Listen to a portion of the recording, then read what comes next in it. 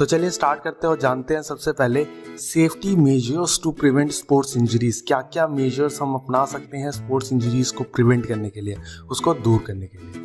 तो दूर करने से पहले हमें समझना पड़ेगा कि कॉजेज ऑफ स्पोर्ट्स इंजरी, किस रीज़न से स्पोर्ट इंजरीज होती है। अगर आप किसी स्पोर्ट्स के अंदर पार्टिसिपेट कर रहे हो तो इंजरीज होना कॉमन है, लेकिन क्या रीज़न है उन इंजरीज का वो हम देखते हैं। तो सबसे पहले जो मोस्ट ऑफ द केसेस के अंदर होता है ओवर यूज़।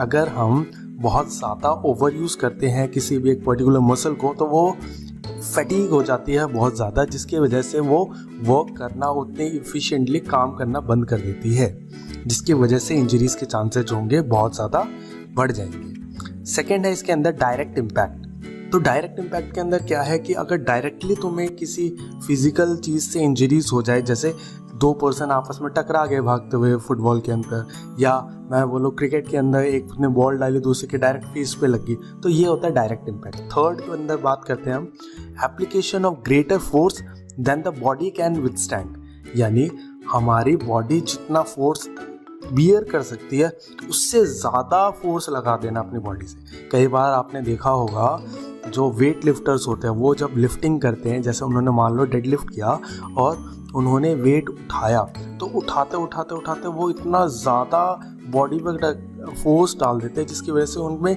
कई सारी इंजरीज होती है। कई बार बाइसेप टियर हो जाता है, उनका बाइसेप जो मसल होता है वो फट जाता है, और भी बहुत सारी इंजरीज हो जाती है जैसे शोल्डर इंजरीज होना।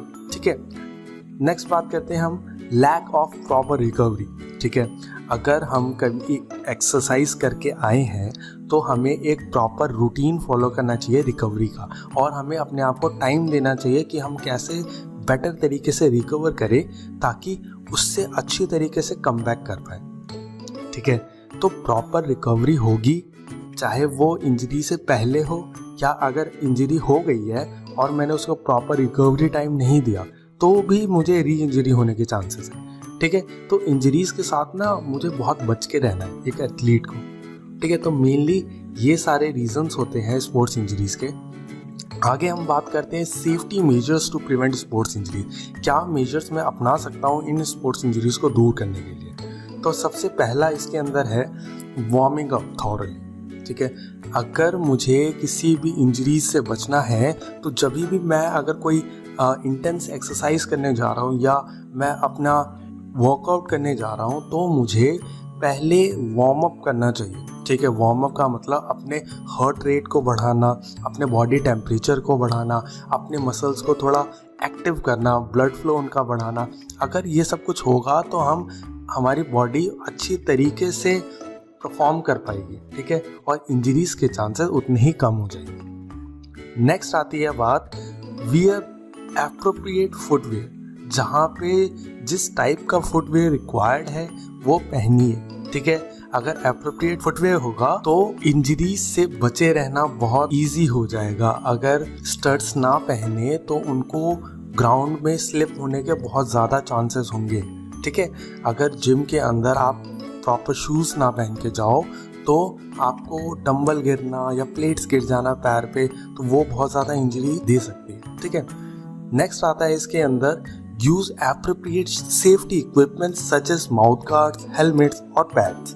ठीक है, हर गेम के अलग सेफ्टी इक्विपमेंट्स होते हैं, उनकी अलग रिक्वायरमेंट्स होती है। तो जो भी उस गेम की रिक्वायरमेंट है उसके हिसाब की जो भी उसके सेफ्टी इक्विपमेंट्स होंगे वो आप यूज़ कीजिए ताकि इंजरीज से बचा जा सके ज़्यादा से ज़्यादा।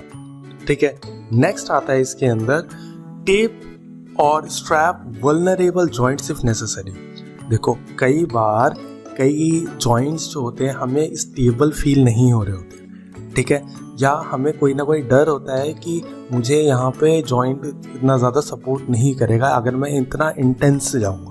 ठीक है, तो अगर किसी को कोई भी जॉइंट इशू है और वो कुछ परफॉर्म कर रहा है जिसमें उस जॉइंट का रोल है, उस एक्टिविटी के अंदर उस जॉइंट का रोल है, तो उस जॉइंट को थोड़ा सा हमें कंजर्व करके रखना पड़ेगा। तो उससे कैसे करो, उसको टेपिंग कर दो।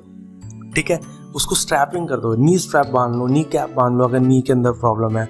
एल्बो गार्ड्स डाल लेते हैं लोग, एल्बो पैड्स यूज़ करते हैं ताकि एल्बो को होल्ड किया जा सके। ठीक है, तो जो भी नेसेसरी हो वो चीज़ करो अपने जॉइंट्स के लिए। ठीक है। नेक्स्ट आती है इसके अंदर बात, drink plenty of fluids before, after और ड्यूरिंग द गेम। ठीक है, गेम के दौरान, गेम से पहले और गेम के बाद टाइम टू टाइम पानी हमें पीते रहना है, क्योंकि यही वो फ्लूइड्स हैं जो कि तुम्हें सपोर्ट करेंगे, क्योंकि यही वो फ्लूइड्स हैं जो कि तुम्हारे वाटर लेवल को मेंटेन करके रखेंगे, तुम्हारे इलेक्ट्रोलाइट्स को बना के रखेंगे।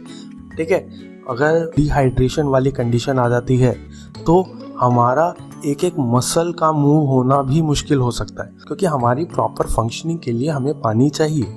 ठीक है, तो टाइम टू टाइम फ्लूइड्स जो है वो लेते रहो ताकि हमारा वाटर टेबल कभी भी खराब ना हो। नेक्स्ट आती है बात, try to avoid exercising in the hottest part of the day between 11 AM and 3 AM। ठीक है, यानी जब धूप बहुत ज़्यादा होती है या जब एटमॉस्फेयर हमारा बहुत ज़्यादा वार्म होता है, उस टाइम पे एक्सरसाइज ना करें। ठीक है, क्योंकि एक्सेसिवली वाटर रिलीज होगा हमारी बॉडी से, जो कि अगेन हमारे वाटर टेबल को डिस्टर्ब करेगा, हमारे इलेक्ट्रोलाइट्स को हमारी बॉडी से निकाल देगा, जो कि हमें रिकवर करना भी बहुत मुश्किल होता है। नेक्स्ट आती है इसके अंदर बात, maintain a good level of overall fitness particularly in the off season. ठीक है, देखो एक इन सीजन होता है, एक ऑफ सीजन होता है। जब भी कोई गेम खेल रहे हो तो एक टाइम होगा जब टूर्नामेंट का टाइम है। ठीक है, एक होता है कि टूर्नामेंट से पहले का टाइम है, एक होता है टूर्नामेंट के बाद का टाइम है। ठीक है, तो तीनों टाइम हम एक टाइप का ट्रेनिंग पैटर्न फॉलो नहीं कर सकते। ठीक है, अगर मेरा टूर्नामेंट आने वाला, मान लो मेरा वॉलीबॉल का टूर्नामेंट है, तो मैं वॉलीबॉल का टूर्नामेंट मेरा नेक्स्ट मंथ है, तो मैं इस महीने अपनी फिटनेस पे ध्यान इतना नहीं दूंगा, बजाय कि अपनी स्किल पे ज़्यादा ध्यान दूंगा, अपनी स्किल्स इंप्रूव करने पे कोशिश करूँगा। ठीक है, बात अपनी फिटनेस पे मैं कब ध्यान करूँगा, वो होगा प्रायर टू द सीज़न या सीज़न के बाद।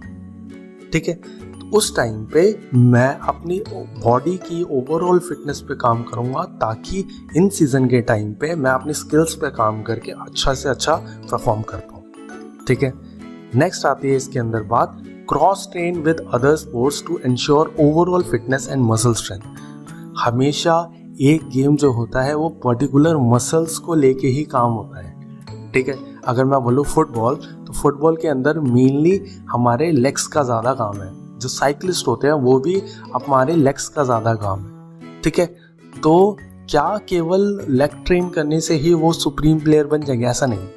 ठीक है, फुटबॉल प्लेयर्स को भी कोर स्टेबिलिटी चाहिए, उनको भी कोर स्ट्रेंथ होनी चाहिए।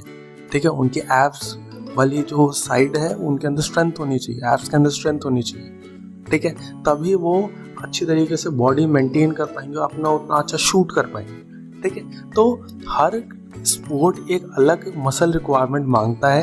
क्रॉस ट्रेनिंग का मतलब क्या है, अगर मान लो मैं एक टाइकोंडो प्लेयर हूँ, तो मैं केवल टाइकोंडो ना खेलूँ बल्कि दूसरों गेम में भी पार्टिसिपेट करूँ, ताकि मेरा जो मसल स्ट्रेंथ है जो मेरा टाइकोंडो में डेवलप हुआ वो तो होगा ही, और जब मैं दूसरे गेम खेलूंगा तो वहाँ से भी कई सारी मेरी मस्कुलर स्ट्रेंथ डेवलप होगी और मेरी ओवरऑल फिटनेस जो होगी वो मेंटेन रहेगी। ठीक है, नेक्स्ट बढ़ते हैं और बात करते हैं, ensures training include appropriate speed and impact work so muscle are capable of the demand of a game situation. यानी अगर मैं बात कर रहा हूँ ट्रेनिंग पैटर्न की, अगर ट्रेनिंग के टाइम पे हमें बहुत ज़्यादा ध्यान देना है क्या कि स्पीड वर्क, जो इम्पैक्ट, जो स्पीड मुझे चाहिए होगा गेम के अंदर, मैं उतने ही वर्क पे प्रैक्टिस भी करूँ। ठीक है, ताकि जब गेम में एक्चुअल वो डिमांड आएगी ना और मैं वो फोर्स लगाऊँ, तो मुझे मेरी बॉडी को ऑलरेडी उस चीज़ की आदत हो। ठीक है, आदत होगी तो वो और अच्छे तरीके से परफॉर्म कर पाएगा। ठीक है, और मैंने अगर बहुत ज़्यादा ही उसमें जोर लगा दिया ना गेम के टाइम पे, और मैंने इतना अच्छा प्रैक्टिस नहीं किया था पहले, तो क्या होगा, मुझे इंजरीज होगी। ठीक है, वो ज़्यादा फोर्स अप्लाई कर देगा जितना कि बॉडी उसका झेल सकती है। ठीक है, नेक्स्ट बात करते हैं, don't exert yourself beyond your level of fitness. ठीक है, gradually increase intensity and duration of the training. हमेशा इंजरीज से दूर रहना है अगर, तो एक बार में हमें खली नहीं बनना। ठीक है, एक बार में हमें आर्नोल्ड नहीं बनना, एक बार में हमें रोनाल्डो नहीं बनना। ठीक है, हमें क्या करना है, धीरे धीरे अपनी इंटेंसिटी को बढ़ाना है और अपनी ट्रेनिंग के ड्यूरेशन को बढ़ाना है। फिर हम धीरे धीरे हमारा लेवल बढ़ेगा और उसके हिसाब से हम आगे परफॉर्म करेंगे, उसके हिसाब से हम रोनाल्डो बनेंगे, मेसी बनेंगे, ठीक है। तो ये चीज़ यानी हमें एकदम से एक्सपर्ट मत बनो, एकदम से बहुत ज़्यादा फोर्स मत लगाओ, धीरे धीरे अपना फिटनेस लेवल बढ़ाओ और जब बढ़ेगा ग्रेजुअली धीरे धीरे बढ़ाओ, और जब बढ़ेगा तो तुम उतना परफॉर्म कर पाओ। नेक्स्ट आता है इसके अंदर use good form and technique. अगर इंजरीज से बचे रहना है तो अच्छी फॉर्म्स यूज़ करो, अच्छी टेक्निक्स यूज़ करो।